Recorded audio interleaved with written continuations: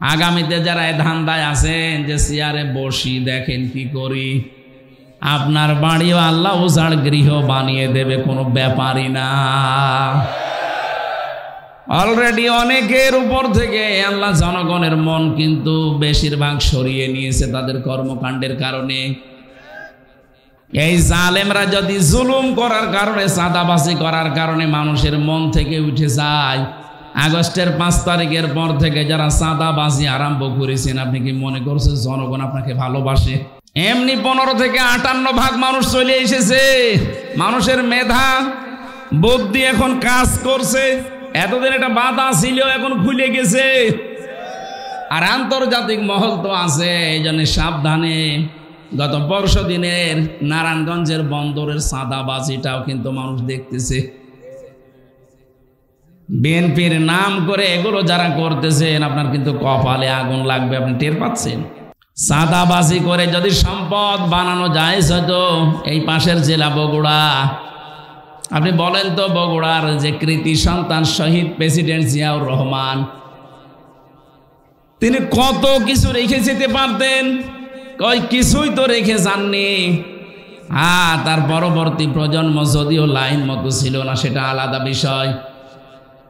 বঙ্গবন্ধুকেও তো মানুষ হত্যা করেছে, জিয়াউর রহমানকেও হত্যা করেছে। একজনের নাম শুনলে মানুষ বলে শহীদ, আর একজনকে পিটিয়েও শহীদ বলানো যায় না।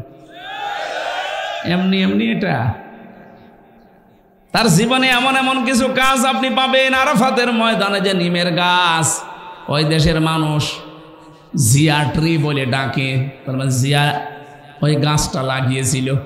লক্ষ লক্ষ হাজিরা আরাফাতের এই ময়দানে, উত্তপ্ত ময়দানে একটু ছায়া পায়। আমার মনে হয় আরাফাতের ময়দানে যেহেতু দোয়া কবুল হয়, লক্ষ লক্ষ হাজিরা যখন ওখানে থাকে, গাছের ছায়া পাওয়ার পরে যদি মন থেকে দোয়া করে, ছায়ার ব্যবস্থা যে করেছে আল্লাহ তুমি মাফ করে দিও, কবুল হয়ে যাবে।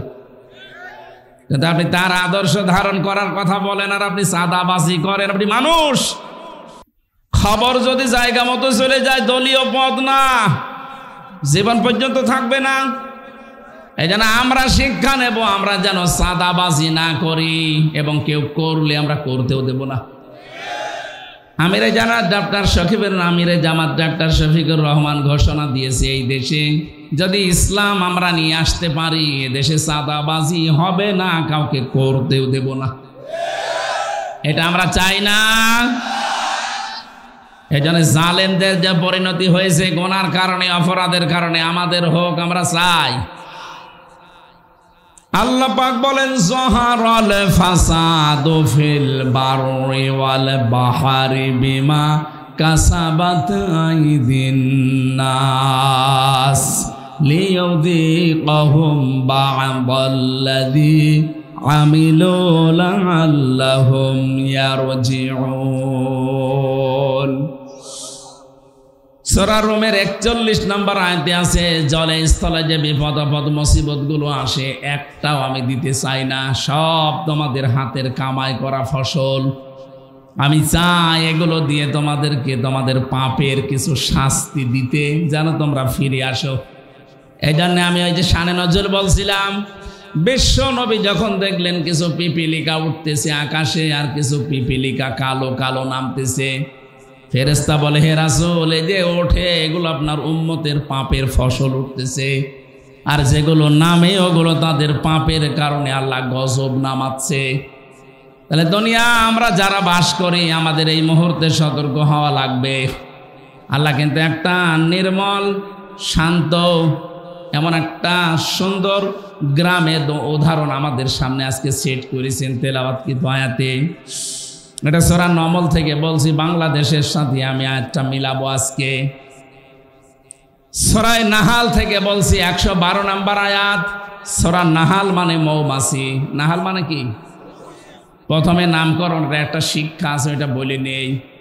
68 নম্বর আয়াতে পাবেন, ওয়াওহা রাব্বুকা ইলান নাহলি আনিত্তাখিযি মিনাল জিবালি বুয়ুতা ওয়া মিনাশ শাজারি ওয়া মিম্মা ইয়ারিশুন। আল্লাহ পাক বলেন, আমি মৌমাছির প্রতি ওহী করেছিলাম শুধু একবার, যে 3 জায়গায় বাসা বাঁধবা তোমরা, নিজেদের ঘর বাড়ি বাঁধবা 3 জায়গায় মাত্র, পাহাড়ের চূড়ায়, গাছের ডালে, আর মানুষের ঘরের চালে বা কার্নিশে ছাদে। নবী আপনি দেখবেন এই 3টা জায়গা ছাড়া আজ পর্যন্ত মৌমাছিরা কোনো জায়গায় বাসা বাঁধে না, কিয়ামত পর্যন্ত বাঁধবেও না। আমার প্রশ্ন হচ্ছে, মৌমাছিদের আল্লাহ আদেশ করেছে কয়দিন? কথা বলে না কেন? মাত্র একদিন একটা আদেশ দিয়েছে, ওইটা আজ পর্যন্ত ওরা মেনে চলছে, কিয়ামত পর্যন্ত চলবে। এজন্য ওদের ভেতরে কোনো ঝামেলা নেই। আর আমাদেরকে কোরআনে আল্লাহ আমাদের আদেশ দিয়েছেন 500। কয়টা? একটাও আমরা মানি না।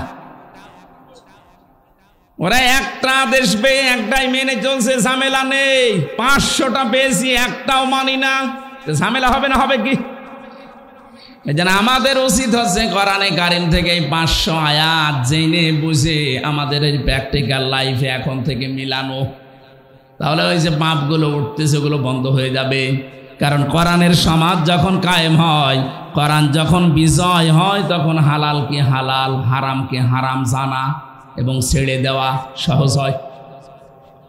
তিরমিজি শরীফের হাদিস, নবীজি বলেন, মান করাল কোরআনা ফাস্তাযহারাহু, যে ব্যক্তি কোরআন পড়বে আর কোরআনকে বিজয়ী করার জন্য চেষ্টা চালাবে। এজহার মানে শুধু প্রকাশ করা না, এজহার মানে কায়েম করা, এজহার মানে বিজয় করা।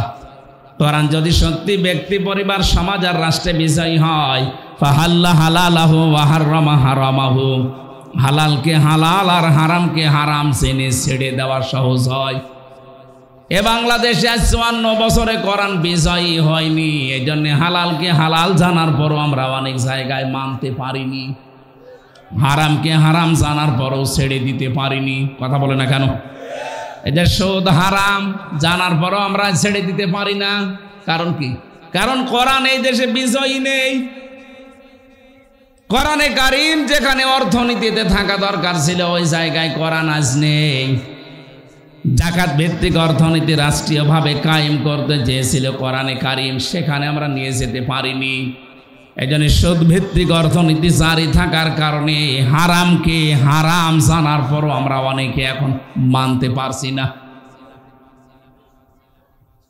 অর্থনীতির যে চ্যাপ্টারগুলো আছে, সূরা বাকারার 168 কি 175 নম্বর আয়াত থেকে 80 নম্বর আয়াত পর্যন্ত তাফসিরে ফি জিলালিল কোরআন দেখবেন। ব্যবসা যে একটা ইবাদত, অর্থনীতি একটা ইবাদতের মূল মানদণ্ডের ভেতরে একটা, অনেকে আমরা জানিও না, মানিও না। কারণ না জানলে আপনি মানবেন কি করে? এখানে 100 জনের মনে হয় 98 জন ফেল করবে যে মোশারাকা কি বলেন তো, মোদারাবা কি বলেন তো, মোরাহাবা কি বলেন তো, বায়ে সালাম কারে বলে, বায়ে ইস্তেসনা কারে বলে, বায়ে মুআজ্জাল কারে বলে, বায়ে ওয়াহিদা কারে বলে। 28টা নিয়ম আছে।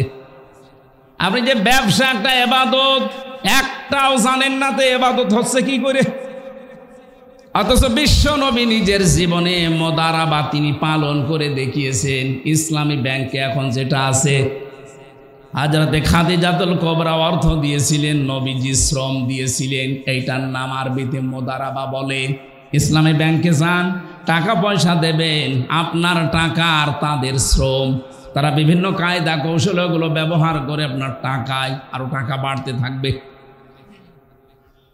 আর বাকি যে ব্যাংকিং ব্যবস্থা দেশে আছে, সোনালী, চৈতালি, রূপালী, আমি বাকিগুলোর নামও জানি না, সব ব্যাংকে দেখবেন সরাসরি আপনাকে জবাই করায়। এখন যদি বলেন হ্যাঁ ইসলামী ব্যাংকেও আছে, হ্যাঁ আছে, কিন্তু যতদিন পর্যন্ত দেশে যাকাত ভিত্তিক অর্থনীতি রাষ্ট্রীয়ভাবে আপনি কায়েম করে দেখাতে না পারবেন, ততদিন ইসলামী ব্যাংক না, ফেরেশতা জিবরাইল ব্যাংক যদি খোলে সে ওষুধ খাওয়া লাগবে। কথা বুঝতেছে? এই যে টুপিটা সুন্দর লাগছে না, এর ভেতরে সুদ আছে। প্রশ্ন আসতে পারে, হুজুর মানুষ সুদের টুপি মাথায় দিয়ে নামাজ পড়েন? আরে বেটা, নবীজি নিজে মক্কায় 13 বছর নামাজ পড়েননি? কথা বলেন না কেন? তো ওই সময় তার তো কাবা শরীফের ভেতরে 360টা মূর্তি ছিল, 360টা মূর্তি সামনে নিয়ে নামাজ পড়ে নামাজ হয়? বলছেন না, নবীর নামাজ হয়নি?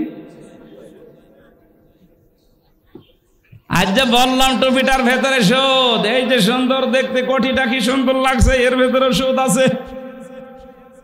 কারণ হচ্ছে এই, আমি হয়তো সুদের টাকা দিয়ে এটা কিনি নাই, কিন্তু এই টুপিটা যে ফ্যাক্টরিতে তৈরি হয়েছে, ওই ফ্যাক্টরির মালিক ব্যাংক থেকে লোন নিয়েছে। কথা বলছেন? প্রত্যেকটা জিনিস এরকম।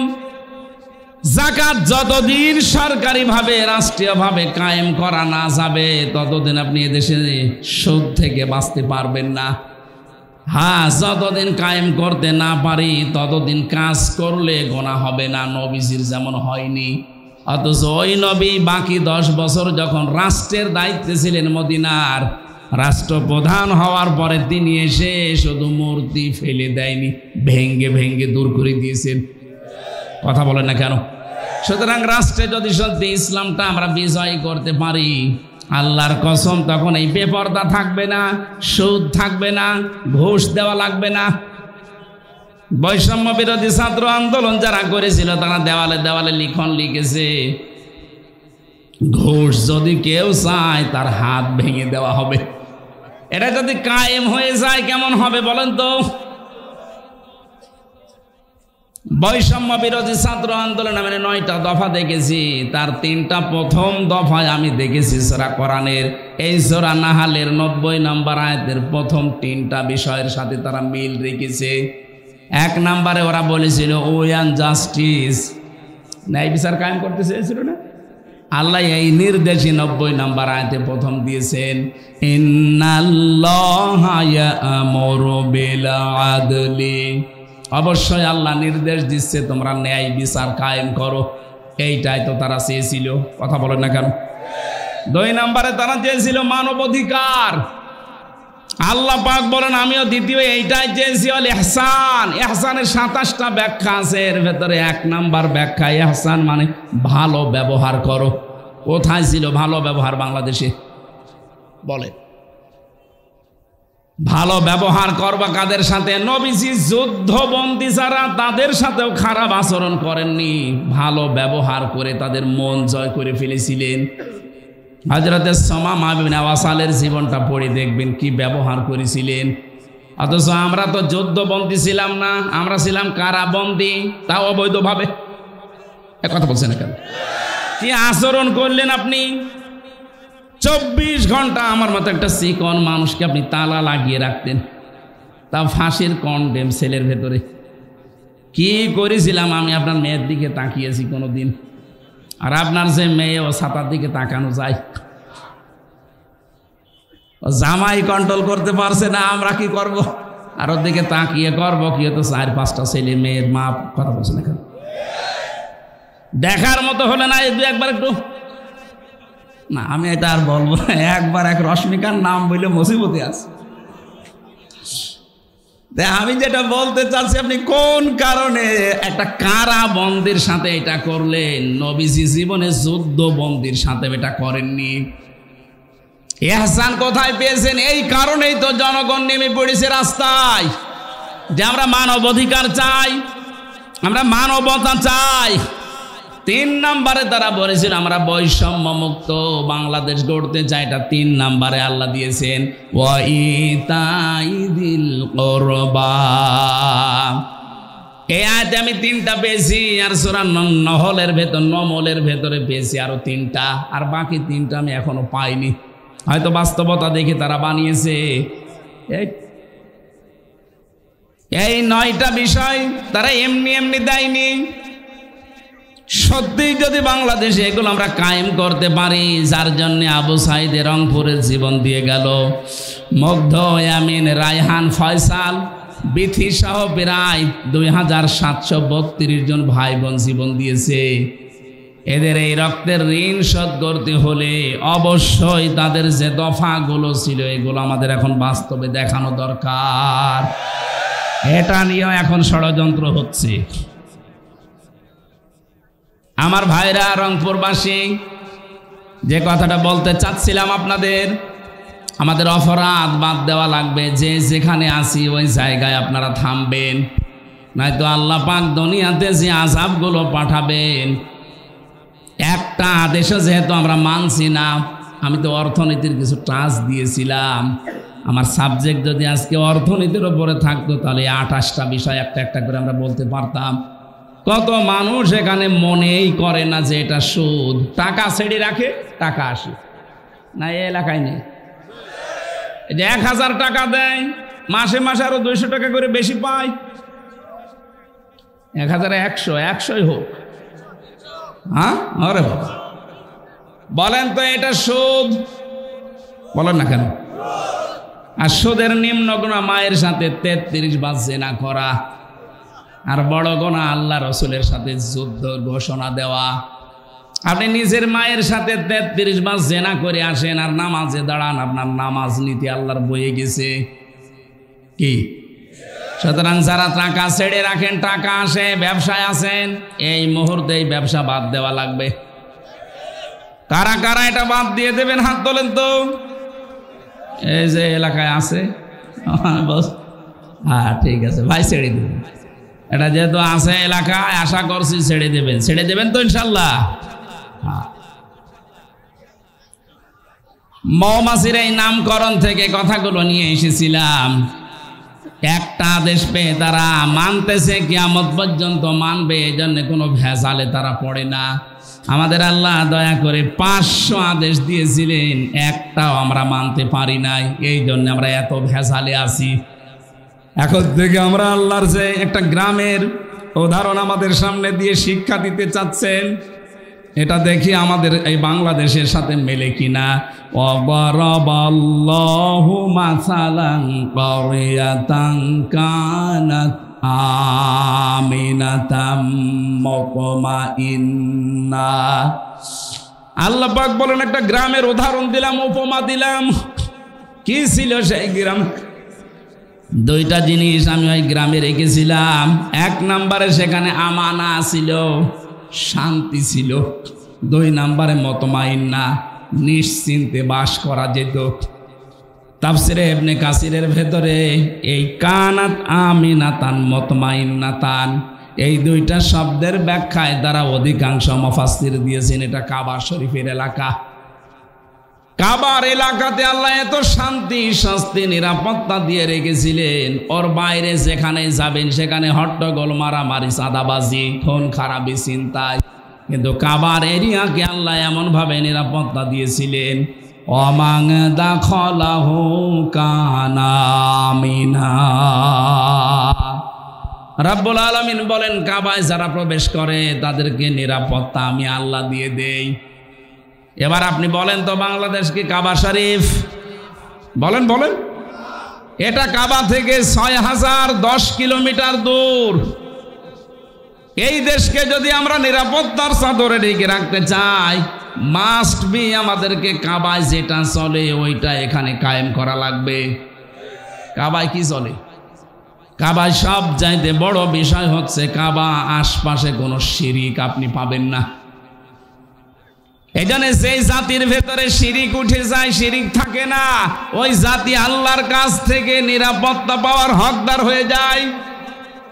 এটা আছে সূরা আনআম 7 নম্বর পারা 15 নম্বর পৃষ্ঠা, 17 নম্বর পৃষ্ঠার 1ম নম্বর লাইনের 82 নম্বর আয়াতে আছে, আল্লাযীনা আমানু ওয়া লাম ইয়ালবিসু ঈমানাহুম বিযুলমিন উলাইকা লাহুমুল আমন ইলা আখির আয়া।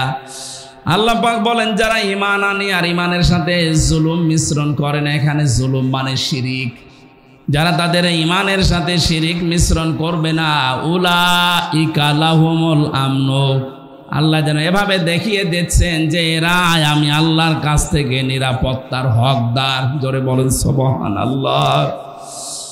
ও রংপুরবাসী, 56,000 বর্গ মাইল আমরা চাই এ দেশটাও আল্লাহ নিরাপত্তা দিয়ে দিক। বিশেষ করে প্রতিবেশী নামে এই কলঙ্ক, এই কোলাঙ্গার রাজা আরম্ভ করেছে যে ষড়যন্ত্র এখন ওরা চালাচ্ছে, এখনো আমরা শান্তি, স্বস্তি, নিরাপত্তায় নেই। কথা বলো না কেন? জালেম চলে গেছে, তাতে কি হয়েছে? ওর বেতারটা এখনো আছে। 2 দিক থেকে ওরা ষড়যন্ত্র যা করছে, এদেশকে এখন যদি সত্যি নিরাপত্তা আল্লাহর চাদরে ঢেকে রাখতে চান, শিরিক মুক্ত জাতি তৈরি করা লাগবে।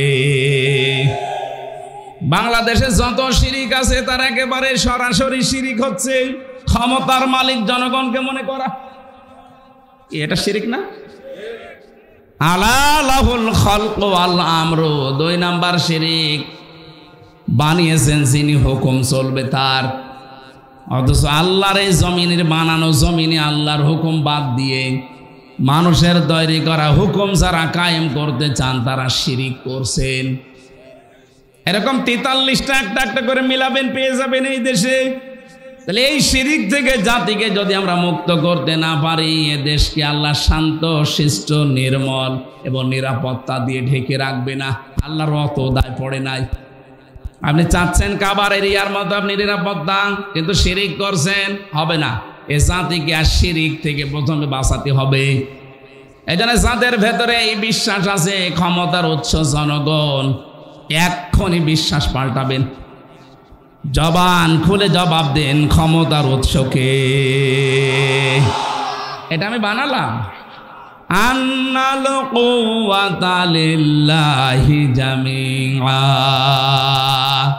কুলিল্লাহুম্মা মালিকাল মুলকি তুতিল মুলকা মান তাশা। এরকম 903 জায়গায় পড়া কোরআনে আল্লাহ আয়াত দিয়েছেন, 903 জায়গায় ডাইরেক্ট ইনডাইরেক্ট মিলে, যে ক্ষমতার উৎস আমি আল্লাহ। এটা যারা অন্য কাউকে দিয়ে দেয় এরা শিরিক করছে। এক কথায় বলছি, এবার আল্লাহ যেটা পারে ওইটা অন্য কেউ পারে, বিশ্বাস করার নাম শিরিক। কথা বলে না কেন? মুসলমান আমরা যারা আছি জবান খুলে বলেন তো, ক্ষমতায় দিতে পারে কে? আরো জোরে কে? যারা জনগণকে বিশ্বাস দিয়ে দিয়েছেন, আপনি বলেন তো আপনি নিজের কথায় যে আপনি কিন্তু শিরিক। আর শিরিক যারা করবে তারা মুশরিক। কথা বলছে না কেন? তাহলে মুশরিক জাতিকে আল্লাহ নিরাপত্তা, শান্তি, স্বস্তি, নিরাপত্তা দেবে।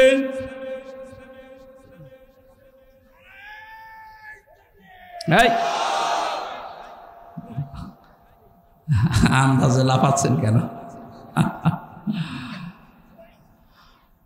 রংপুরবাসী, আমি আমার মূল কথা কিন্তু বলে ফেলেছি। এই দেশকে যদি আমরা কাবার মতো নিরাপত্তার চাদরে ঢেকে রাখতে চাই, সবাই একমত হওয়া লাগবে, দেশ থেকে আমরা শিরিক তুলে দেব। এই 15.5 বছরে এইটা ওরা চেষ্টা করেছিল। বাবার নাম দিয়ে বলে হোক, পীরের নামে হোক, খাজার নামে হোক, বিভিন্ন নামে তারা এদেশে শিরিক এমন ভাবে গাড়ার চেষ্টা করেছিল, আল্লাহ মনে হয় নিজের হাতে কন্ট্রোল করেছেন, পারে নাই। যে অবস্থায় এখন আমরা আছি, এ জাতির ভেতরে কিয়ামতের আগে যেন শিরিক বদ্ধমূল হতে না পারে, চেষ্টা করা লাগবে। তাহলে এই দেশকে উলাইকা লাহুমুল আমনু, এরাই হচ্ছে শান্তি, স্বস্তি, নিরাপত্তার হকদার। বলেন আল্লাহু আকবার। আল্লাহ বলেন এমন একটা গ্রাম ছিল যে গ্রামে শান্তি ছিল, স্বস্তি ছিল, নিরাপত্তা ছিল, নিশ্চিন্তে চাষ করা যেত। ইয়াতিহা রিজকুহা রাগাদাম মিন কুল্লি মাকান, তাদের কাছে রিজিক আসতো তাদের আশপাশ দেশ থেকে। 1947, 1971, 2024 একটু মিলান। 47-এর আগে কত সুন্দর করে বিভিন্ন দেশ থেকে খাবারের ব্যবস্থা, রিস্কের ব্যবস্থা, জীবন উপকরণের ব্যবস্থা আল্লাহ পাঠিয়ে দিয়েছিল। পক্ষান্তরে বাকি যেটা দেখলাম, বাকি যেটা দেখেছি 1971 সালের পরে, যে মানুষগুলো প্রতিবেশীর নাম নিয়ে, আমাদের উপকারের নাম নিয়ে যারা দেশকে ভাগ করে দিয়ে আমাদেরকে একটা বিপদে ফেলে দিয়েছিল, তারা এখন বলছে দেশটা আমরা স্বাধীন করেছিলাম। আরে ভাই, আপনারা যদি স্বাধীন করেন তাহলে এদেশের মুক্তিযোদ্ধা এতগুলো যাদের সম্ভ্রম নষ্ট হয়েছে, মেয়েদের, এটা কি গাঁজা করি গল্প? কথাটা কত গভীর, যাদের মাথায় মগজ আছে চিন্তা করেন তো। নরেন্দ্র মোদী সাহেবের কথা কোথায় যে আঘাত করেছে, 16ই ডিসেম্বর উনি ঘোষণা দিয়ে দিল যে বাংলাদেশের স্বাধীনতা আমরা করে দিয়েছি। তাহলে আমাদের দেশে এতগুলো মানুষ শহীদ হয়েছে 9 মাস, এতগুলো মহিলারা তাদের ইজ্জত হারিয়েছে, এগুলো কি সব খেলা নাকি? আপনারা বুঝবেন না, আপনাদের মাথায় ওই পর্যন্ত হয়তো নেই। যাদের মাথায় আছে তারা চিন্তা ভাবনা করে সামনে আগাবেন। গভীর ষড়যন্ত্র কিন্তু চলছে আমাদের ছোট, কথা বলেন না কেন? কি সুন্দরভাবে চলছিল। আল্লাহ পাক বলেন, যদি সত্যি জাতির লোকেরা ওয়ালাউ আন্না আহলাল কুরা আমানু ওয়াত্তাকাউ লাফাতাহনা আলাইহিম বারাকাতিম মিনাস সামাই ওয়াল আরদ। গ্রামের লোকেরা, দেশের লোকেরা যদি এখানে আল্লাহকে করিয়া দিয়েছেন, এটা গ্রাম, গ্রামের লোকেরা যদি, জনপদের লোকেরা আল্লাহর প্রতি ঈমান আনে, আরে দাবি অনুযায়ী যদি আল্লাহকে ভয় করে চলার নীতি অবলম্বন করে, আকাশ আর জমিনের যত বরকতের দরজা আল্লাহ সব খুলে দেবেন। জোরে বলেন সুবহানাল্লাহ। সুতরাং আমাদের কারো কাছে হাত পাতার দরকার নেই। ডক্টর মোহাম্মদ ইউনূস গতকালকেও ঘোষণা দিয়েছে, এই ছোট্ট একটা দেশ, এখানে বাস করে 18 কোটির উপরে মানুষ। পৃথিবীর কোনো দেশে এরকম ঘনবসতি আমি পাইনি। উনি যেহেতু বিভিন্ন দেশ সফর করেছেন, উনি বলছে 18 কোটি মানুষের এই হাতকে আমরা যদি কাজের হাত বানিয়ে ফেলতে পারি, যত টাকা পাচার হয়েছে দেশ থেকে এগুলো যদি ফেরত আনতে পারি, এ দেশটা আবার দাঁড়িয়ে যাবে, কেউ বাধা দিয়ে আটকাতে পারবে না। আজকে আসার সময় যে সাড়িয়াকান্দি বগুড়া পার হওয়ার সময় পাইলট আমারে বলছিল, হুজুর এই দেখেন এটা কিসা বিশাল বিশাল কত ফ্যাক্টরি বানিয়েছে। ওনারে বললাম যে এই ফ্যাক্টরি বানিয়েছে ঠিক, কিন্তু টাকা যা পাচার করেছে, ওই মানুষগুলো যদি টাকাগুলো পাচার না করে বেগম পাড়া সাহেব পাড়া না বানিয়ে শুধু এই দেশেই যদি কর্মসংস্থান তৈরি করত, লক্ষ লক্ষ মানুষের বিদেশ যাওয়া লাগতো না, এই দেশেই তারা বৈধ কাজ করে আয় করতে পারত।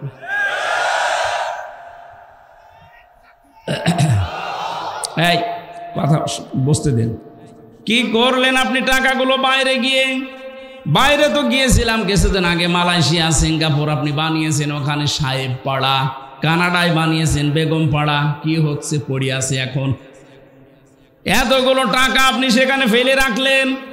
একটা মূর্খ মানুষও বোঝে যে টাকা এক জায়গায় ফেলে রাখলে ওটা একটা কাগজ, ওটা যদি আপনি কাজে লাগান 10টা মানুষের কর্মসংস্থান তৈরি হবে, 10টা মানুষের পরিবার চলবে, আল্লাহর আরশ আপনার উপরে খুশি হয়ে যাবে। এই দরবেশ মার্কা মানুষগুলোকে কথাও বোঝে নাই।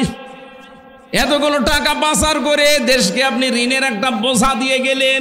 এই দেশে এখন যদি কেউ জন্ম নেয়, তার মাথার উপরে 1,10,000 টাকা ঋণ। ও এখনো পেট থেকে আসতেই পারল না, আর তার মাথার উপরে ঋণ 1,10,000 টাকা। কি দিয়ে গেলেন দেশটাকে, আর বলে আমরা রোল মডেল বানিয়েছি। রোল মডেল বানিয়েছেন আপনি, ঋণের রোল মডেল। যতগুলো প্রতিষ্ঠান বানিয়েছে এই দেশে, প্রত্যেকটা প্রতিষ্ঠানে যা ধার করেছে, এখনো ধার শোধ দিতে আমাদের এখন ঘটি বাটি বিক্রি করা লাগবে।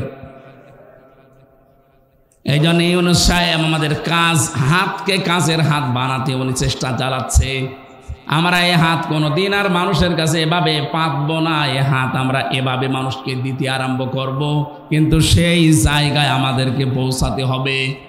18 কোটি মানুষের হাতগুলো 36 কোটি হাত যদি কাজের হাত হয়ে যায়। আরে ভাই, সিঙ্গাপুরে দেখলাম ছোট্ট একটা দেশ, রংপুর যত বড়, এর অর্ধেকও হবে না।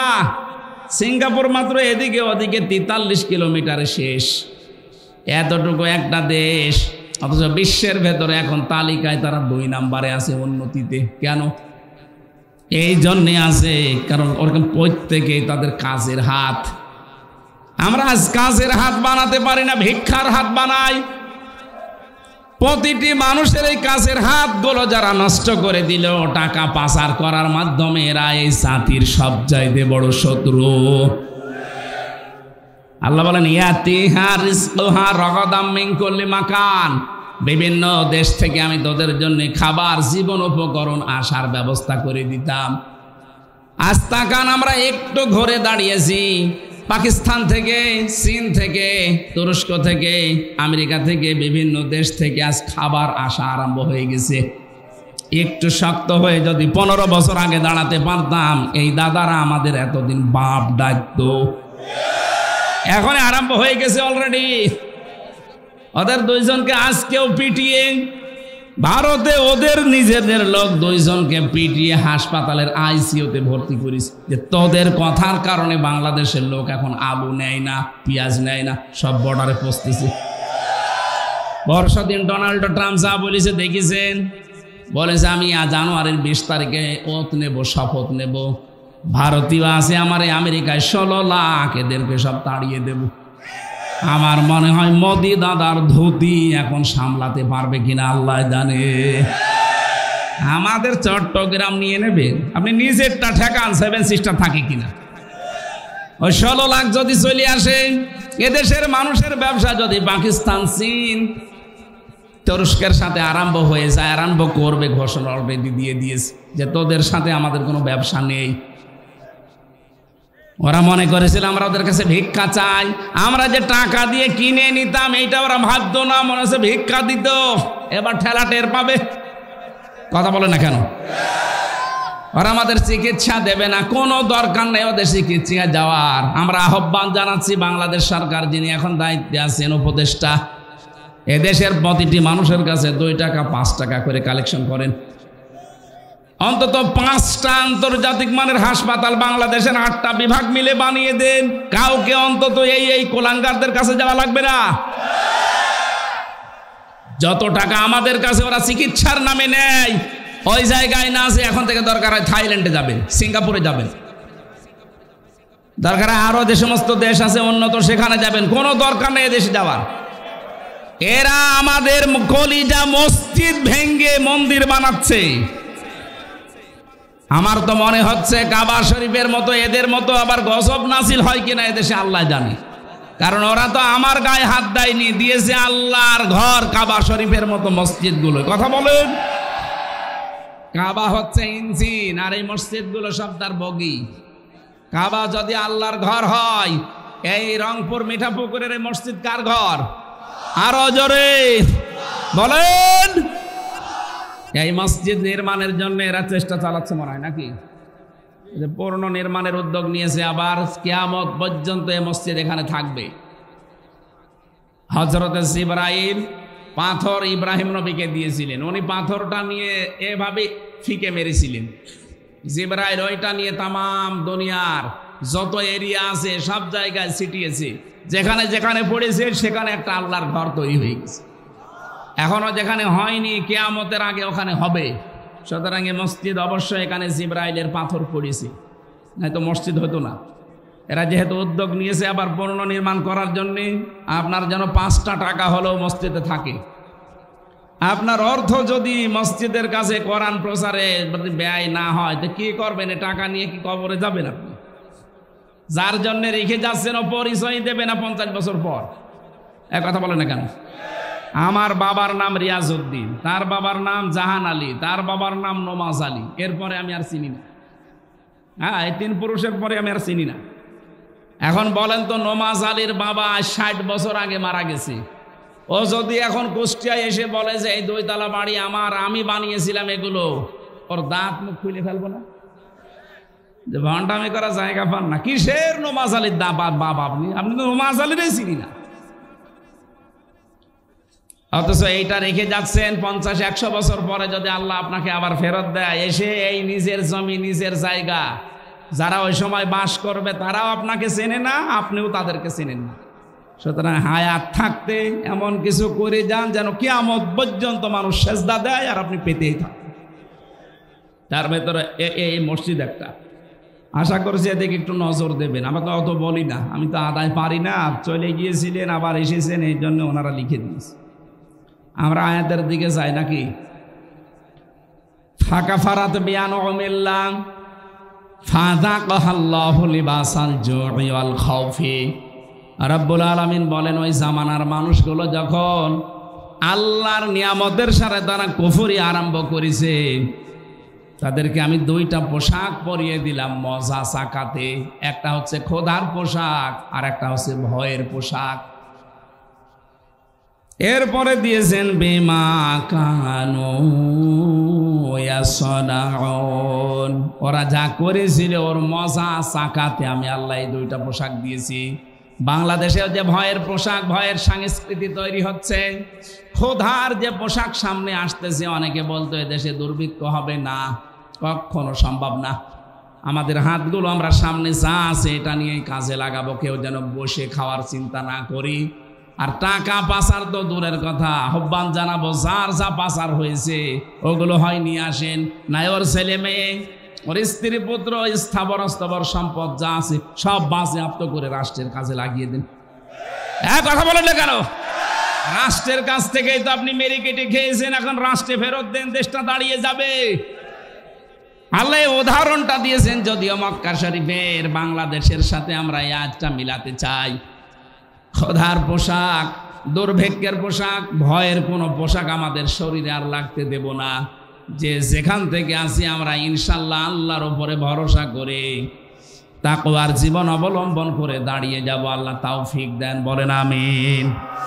আমার আর একটা আছে অনুষ্ঠানের জন্য, আমি আজকে আর আগাচ্ছি না, এখনই আর 2 মিনিট আছে, আজান দেবে। আপনারা টাকা পয়সা যা এনেছিলেন দিয়ে দিয়েন মসজিদে, এগুলো পারি না আমি। আল্লাহুম্মা আমিন। রব্বানা আতিনা ফিদ দুনিয়া হাসানা ওয়া ফিল আখিরাতি হাসানা ওয়া কিনা আযাবান নার ওয়া আদখিলনাল জান্নাতা মা'আল আবরার রব্বিরহামহুমা কামা রব্বায়ানি সাগীরা। তোমার ঘর নির্মাণের জন্য যারা এই প্রস্তুতি নিয়েছে, এ বিশাল আয়োজন করেছে, আল্লাহ কবুল করে নাও রব্বুল আলামিন। যে যেইভাবে কোরআনের আলোচনার দিকে এগিয়েছে তার দিকে তোমার রহমত এগিয়ে দাও। শারীরিকভাবে অসুস্থ আছি এখনো, আল্লাহ তুমি শেফায়ে কামেলা জেলা দাও। বহু কষ্ট স্বীকার করেছে আজকের এই মানুষগুলো, নারী পুরুষ সবাইকে, যে যেইভাবে কষ্ট করেছে তোমার রহমত তার দিকে ওইভাবে এগিয়ে দাও। আল্লাহুম্মা গফিরলি ওয়ারহামনি ওয়াহদিনি ওয়াফিনি ওয়ারযুকনি ইয়া রাব্বাল আলামিন। মরণ আসলেই যেন পড়ি লা ইলাহা ইল্লাল্লাহু মুহাম্মাদুর রাসূলুল্লাহ।